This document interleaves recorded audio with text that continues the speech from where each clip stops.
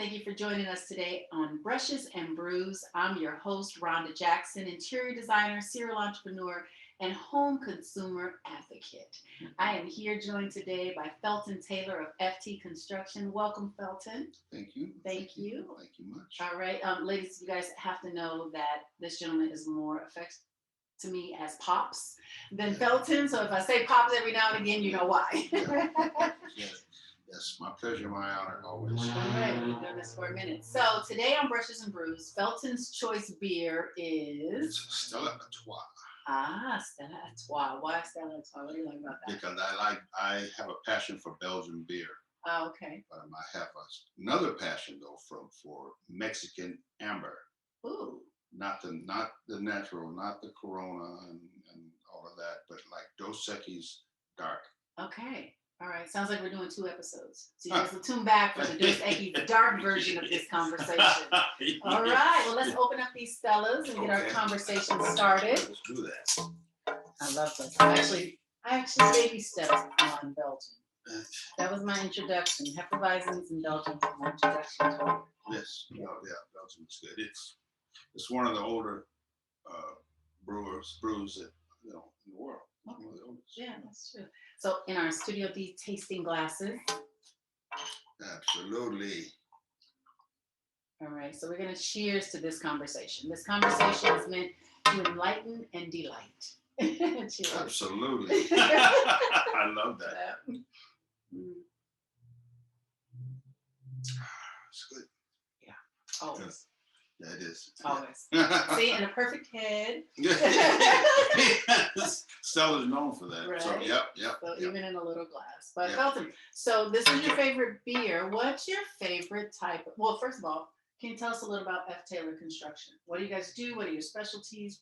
Okay, F. Taylor, full name, just for the record, is F. Taylor Remodeling and Construction. Mm-hmm. Have been in the trade, the doors have been open since 1995. Okay. I personally have been in the trade more than 50 years. We'll leave it at that. Wow. Okay. Yes, Wow. yes. I'm union trained, retired from the union, but but since I love the work. I love the work. I love to see the finished product. I love the creativity. Because for me, it's like magic. It's a thought, and then there's nothing, but you put all the pieces together, then it's there. There you go. I love that. Okay, so F. Taylor Construction, making dreams come true. Making dreams come true. We've worked on some of those dreams. Yes, together. we have. Yes, we have. Brought them to life. Yes, we have. So, what would you say is like one of your what's one of your start here projects? Like, what would you say is a first step for someone thinking of remodeling their home or building a new home from ground up? What would you say is one of that first step that they should take?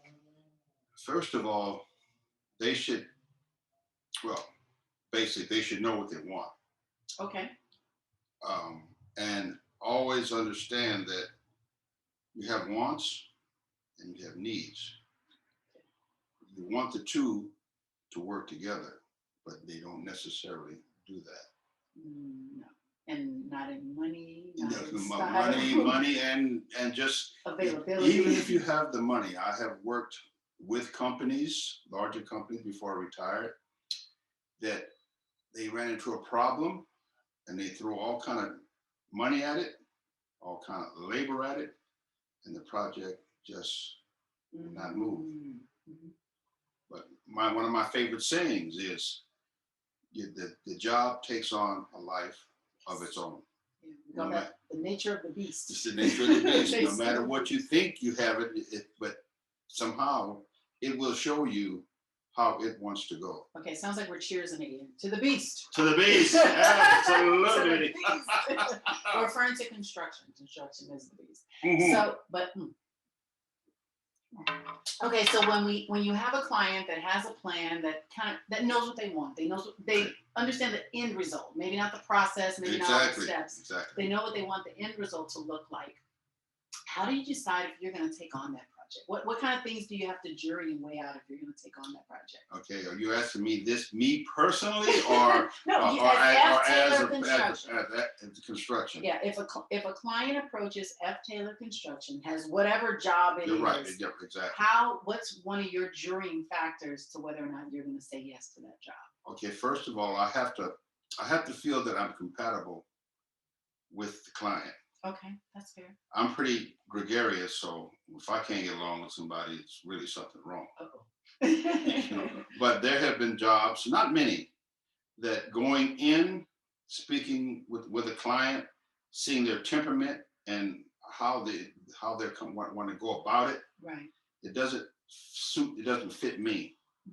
And I will politely say, you know, it all sounds good, but maybe you want to give this job to someone else. I see. Okay, so declining work isn't a reflection of the customer or a reflection of you. It's just the synergy isn't there, so you'd rather not embark on something that Because doesn't. down the line, it's subject to be problems. Yeah. And that's a headache that as a contractor you really don't want. The job itself is going to tax you. Mm-hmm.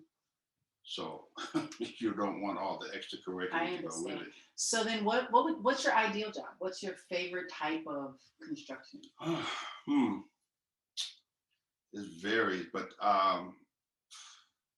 because I've done commercial, Mm-hmm. especially when I was still on the tools before I retired. Right. I did for anybody that knows, I was one of the major foremen at major Walt Disney Concert Walt Disney Concert Hall.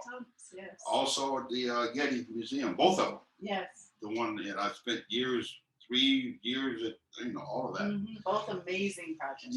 Amazing. Those are the ones that I signed my name to. Mm-hmm. Back in the corner somewhere under a panel or behind a panel, my name will be there. It's in there. I love that. He's like Socrates.